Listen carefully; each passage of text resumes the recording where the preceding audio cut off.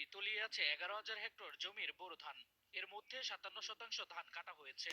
পানি জমে থাকায় জমিতে নামানো যাচ্ছে না হারভেস্টার মেশিন। অন্যদিকে দ্বিগুণ মজুরি দিয়েও মিলছে না শ্রমিক। তাই বাধ্য হয়ে ফসল রক্ষায় পানিতে নেমে ধান কাটছেন কৃষক কৃষানীরা।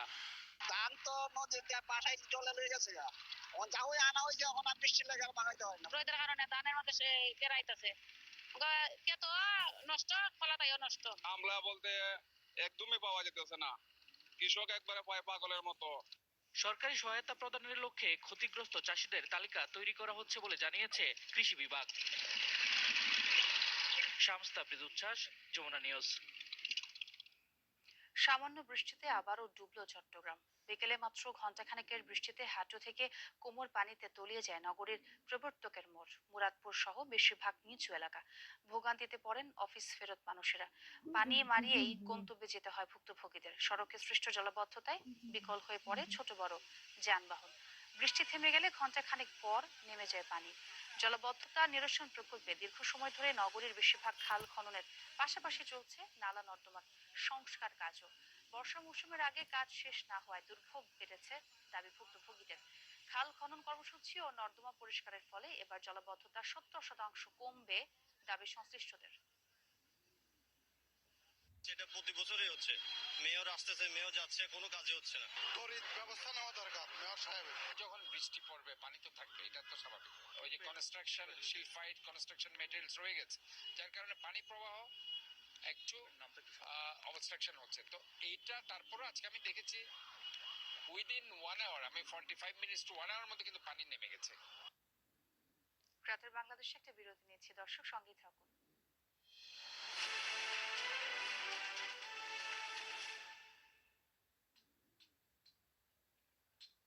কি রড নিয়ে কনফিউশন গেল? বাড়ি বলে দিয়েছে কোন রোড দিব। বিএসআরএম?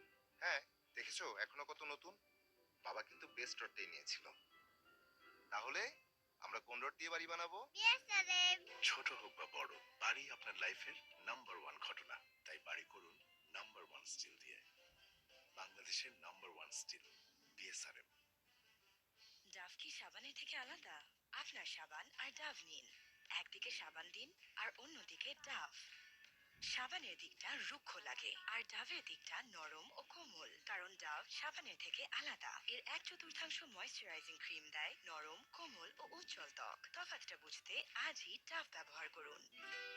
আপনার চুল কত ঘন, কত রকমের স্টাইল হয়। ঘন চুলের জন্য তুমিও ব্যবহার করো ইভা নারকেল তেল ও মেথির সাথে আছে পেঁয়াজের গুড়।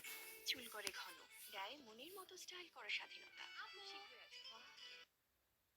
সেটা কিন্তু মানুষের ধারণাই ছিল না, কিন্তু আস্তে আস্তে এই তাদের যে আপনার ধারণাটি পরিবর্তন হয়েছে। এবং এটি পরিবর্তন হওয়ার কারণ তারা যখন দেখেছে যে সাধারণ মিডিয়া, সাধারণ গণমাধ্যমে বা মূলধারার গণমাধ্যমে এই সংক্রান্ত সংবাদ থাকে না এবং মানুষের মধ্যে বিভ্রান্তি ছড়িয়েছে ওই ধরনের সামাজিক গণমাধ্যমগুলো, তখনই কিন্তু তারা একটা দোলাচলের মধ্যে চলে আসে এবং তারা শেষ পর্যন্ত আস্থা রাখে হচ্ছে যে আপনার সাধারণ গণমাধ্যমের প্রতি, অর্থাৎ মূলধারার গণমাধ্যমের প্রতি।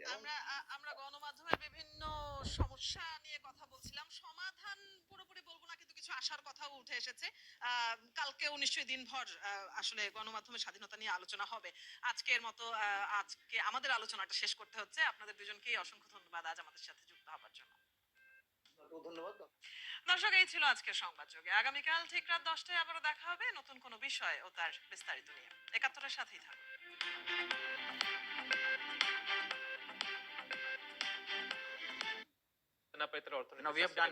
যথেষ্ট আমরা করছি এবং করব সামনে।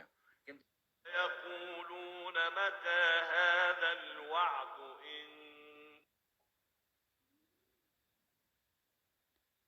ফার্মাসিউটিক্যাল আছে, তারপর কি মনে করে করছেন সেখানে কোনো প্রশ্ন করার কোনো প্রশ্ন থাকে না।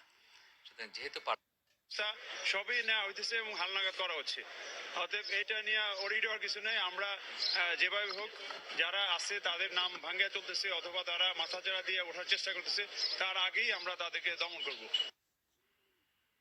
জামিনে থাকা শীর্ষ সন্ত্রাসীদের গোয়েন্দা নজরদারিতে রাখা হয়েছে বলে জানিয়েছেন র্যাবের মুখপাত্র এম ইন্তেখাব চৌধুরী। আজ রাজধানীর কারওয়ান বাজারে এক ব্রিফিং এ একথা বলেন তিনি। তিনি জানান, শীর্ষ সন্ত্রাসী চিটন মার্ডারের ঘটনায় ছায়া তদন্ত চলছে। অপরাধী যারা আছে, যারা এই ধরনের ঘৃণ্য অপরাধ করছে, আইন শৃঙ্খলা রক্ষাকারী বাহিনীর বেশ ধরে ভুয়া পরিচয় ধারণ করে এই ধরনের অপরাধ সংগঠন করছে, তাদেরকে দ্রুত সময় আইনের আওতায় নিয়ে আসা এবং আপনাদের মাধ্যমে এই বিষয়গুলোকে জনমানুষের সামনে উপস্থাপন করা। মুক্ত গণমাধ্যমের মতোই সঠিক তথ্য প্রবাহ নিশ্চিত করা বর্তমান সরকারের অন্যতম প্রত্যাশা বলে জানিয়েছেন তথ্য ও সম্প্রচার মন্ত্রী জহিরুদ্দিন স্বপন। দেশের সব বিশ্ববিদ্যালয়ের সাংবাদিকতা বিভাগের শিক্ষার্থীদের এক প্ল্যাটফর্মে এনে দক্ষ সাংবাদিক হিসেবে গড়ে তোলার উদ্যোগের কথাও জানান তিনি। দুপুরে নর্থ সাউথ বিশ্ববিদ্যালয়ে ওয়ার্ল্ড প্রেস ফ্রিডম ডে 2026 অনুষ্ঠানে এসব কথা বলেন তথ্য ও সম্প্রচার মন্ত্রী।